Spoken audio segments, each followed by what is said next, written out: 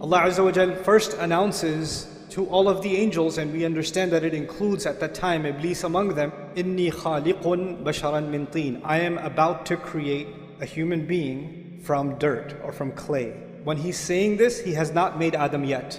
فَإِذَا سَوَّيْتُهُ وَنَفَخْتُ فِيهِ مِنْ رُوحِي. And when I'm done balancing him, and when I blow into him from my ruh, then he says, فَقَعُوا لَهُ سَجْدًا. Then fall into sajda before. Allah has described that He is about to create our Father, and He has also described the process He's going to use to create us. He says, first of all, I'm going to make him from teen. We're not the only creation on this earth made from teen. In fact, all of the animals and all of the species that exist on this planet also are made from teen. But there's something additional about this creation that He's about to make, our Father, and by extension us, that is more than just teen. There's something more than just this animal presence, this animal existence. فَإِذَا سَوَّيْتُهُ. When I make him balanced. So Allah says there's a level of balance and perfection that is going to be added to this creature that doesn't exist in other creatures. Allah is telling us that human beings will have an ability to balance opposing things.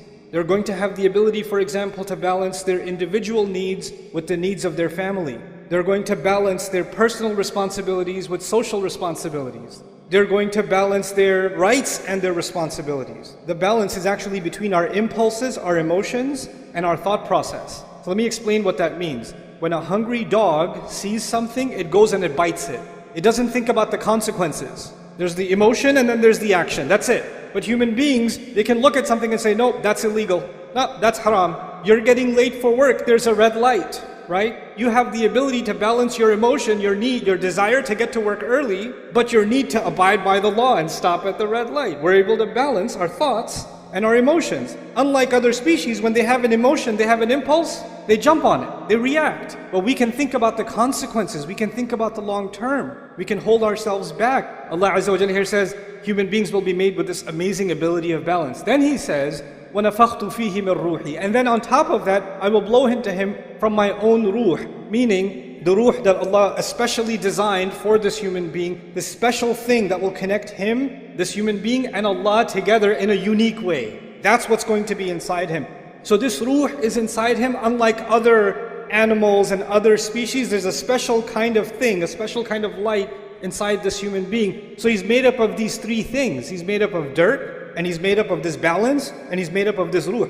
And He let the angels know, these are the three parts that will make this human being amazing. And when these three things come together, then فَقَعُوا لَهُ سَاجِدِينَ. Then fall into sajda. It's important to note, the angels don't just see the seen. The angels are creatures of the unseen. So what is invisible to us, like the arsh of Allah, what is invisible to us like the jinn, what is invisible to us like the secrets of the skies, many of them, the angels, they travel through the skies. And then on top of that, they get to communicate directly with Allah. Allah talks directly to the angels. And Allah is telling them that this creature is so incredible. Of all the vast universe that He created, He says this one thing is so powerful that every last one of you should be overwhelmed at what Allah has done when He created Adam. That you should fall into sajda. فَسَجَدَ الْمَلَائِكَ كُلُّهُمْ أَجْمَعُونَ. All of them, all together fell into sajda. How big of a deal is the creation of Adam alayhi salam? So now this announcement is made. And Iblis, we know, heard this announcement also. And if Iblis heard this announcement, he also knows that Adam is made up of three things. But we know that when Allah tells us that when he refused to do sajda, he turns to Allah. He doesn't say خَلَقْتَنِي مِن نَارٍ وَخَلَقْتَهُ مِن طِينٍ وَسَوَّيْتَهُ وَنَفَخْتَ فِيهِ مِن رُوحِكَ. He doesn't say that. He says, you made me from fire, you made him from dirt. That's just one of those three things, isn't it? There's two more things. And He knows about those two other things. He knows about the taswiyah, the balance of the human being. He also knows about the ruh that is inside the human being. But when he complains to Allah that you made him from dirt, he pretends that he doesn't know about those other two things. But he does. He fully knows. When he denies these other two things, he knows that if he acknowledges those two things, then he has to acknowledge how incredible the human being actually is. But if he only acknowledges the dirt, if he only acknowledges the mud, then what's the difference between Adam and a horse? What's the difference between Adam and a cow and a monkey? They eat, he eats. They get shelter, they get shelter. They have kids, he has kids. He's just an evolved animal. That's all. Okay, so he can stand on his 2 feet. Big deal. He deliberately denies 2 components of our existence out of the 3. Now, he hates humanity. He blames Allah for giving us this position. He swore that he wants to not only see Adam alayhi salam fail, because if you hate Adam, then you got Adam expelled from Jannah. You should be like, I'm good now. I got my revenge. Feel better. Nah, he doesn't feel better. He's like, now I'm going to get his kids. And now I'm going to get his family. Now I'm going to get their kids and their kids. And he keeps ruining human beings time and time and time and time again. One of the things that we learn from this passage and these ayat of the Quran is that Iblis did not want the human being to be acknowledged as something worthy.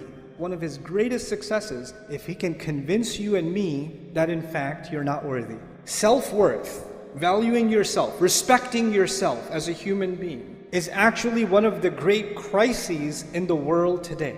Oh, I used to have a job, but I'm retired now. Nobody cares about my opinion. I'm worthless. I just sit home all day. My son has a job. My daughters are gone away to college, and I'm just useless here. I'm just a burden on everyone. There's an old man sitting in his home thinking he's completely worthless. All I can do is just go to the masjid and come back, but I live with this worthlessness inside me. It's just better if I just die. A young man lives with worthlessness. He says, my brother graduated. My cousin got a job. Everybody else is doing better. This one already got married. Look at me. I've got nothing.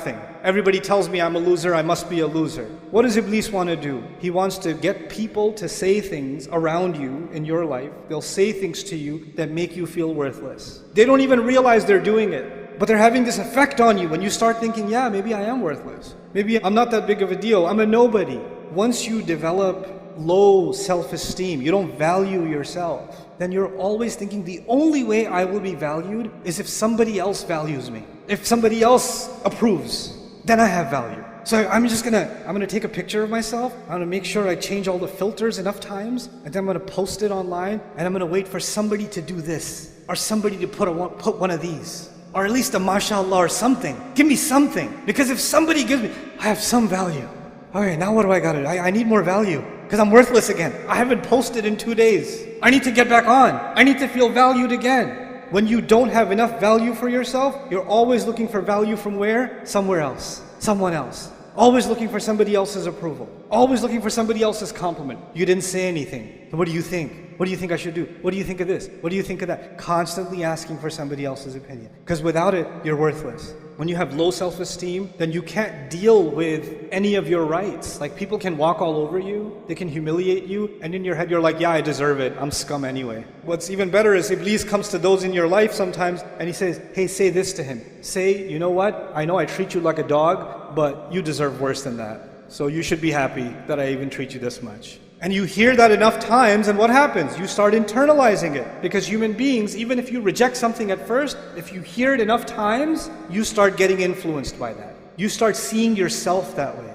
When you start developing this is a great victory of Shaytan, because Shaytan says, that's what I was saying, man. That's exactly what I was saying, just dirt. Look at him. What ballads, what ruh.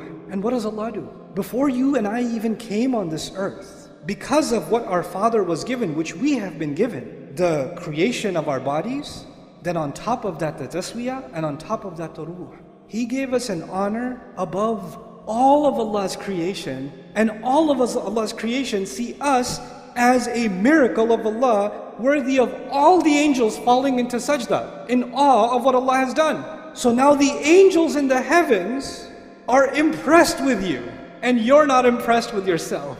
You think you're worthless. But this is one side of the equation, that we value ourselves. But Iblis, he's got multiple tactics. One subject that keeps coming up is self-love, self-worth, self-esteem, which is what I'm talking about too, but you can take that too far. You're amazing. You're the best. Believe in yourself. You. Nafsuk, nafsuk, nafsuk. And you're like, yes, nafsi, nafsi, nafsi. You become like obsessed with, yeah, I'm awesome. I'm amazing. And then some parents do this to their kids. You're the princess. Little 4-year-old girl, you're my princess. Everybody else is ugly. You're the prettiest. You're the best. And this little girl turns into a monster. She goes at school and she goes, the princess is here. Kiss the ring. Like she develops this like inflated sense of self. This is actually the reality of arrogance. So on the one hand, we value ourselves, but what we actually are supposed to value is the potential that Allah gave us. We're supposed to value the ability to make the effort that Allah gave us, not the things that Allah gave us. The things that Allah gave us, He can give to anybody else. And these things will come and they will go. But the only thing of value before Allah is, and before ourselves, should actually be just our efforts. وَأَن لَيْسَ لِلْإِنسَانِ إِلَّا مَا سَعَى. Human beings will have nothing of worth on Judgment Day except the efforts that they made. That's it. This balance between confidence and humility, that has to be struck. Because too much self-worth will turn into arrogance. And too much humility, then you start thinking, I'm nothing, I'm nobody. And that's what Allah Azza wa Jal defined as one of the most amazing qualities that human beings have. There's this spiritual and there's this material. There's this confidence and there's this humility, and they both coexist. There's taswiyah all the time. And it's remarkable, right, that on the one hand Allah mentioned dirt, and on the other hand Allah mentioned the ruh, the two opposites, and in between them He mentioned balance. فَإِذَا سَوَيْتُهُ وَنَفَخْتُ فِيهِ مِنْ رُوحِي. SubhanAllah. Our entire life is supposed to be a struggle to find that balance, to find that real worth in ourselves. So we're not looking for it in other people, we're not looking for it in things, we're not looking for it in posts or engagement or followers. We're not looking for worth in the clothes we're wearing. We're looking for worth in what we give to Allah Azza wa Jalla. No goodness is worthless. No good effort is worthless. No human being is worthless. Find value in yourself that Allah has already given you. May Allah Azza wa Jal allow us to value ourselves, see our worth, and not allow shaitan to make me and you see ourselves as someone worthless or unworthy or someone who should be stepped on or should be punished. We should stop doing that self-hatred, and may Allah allow that self-value never to turn into arrogance.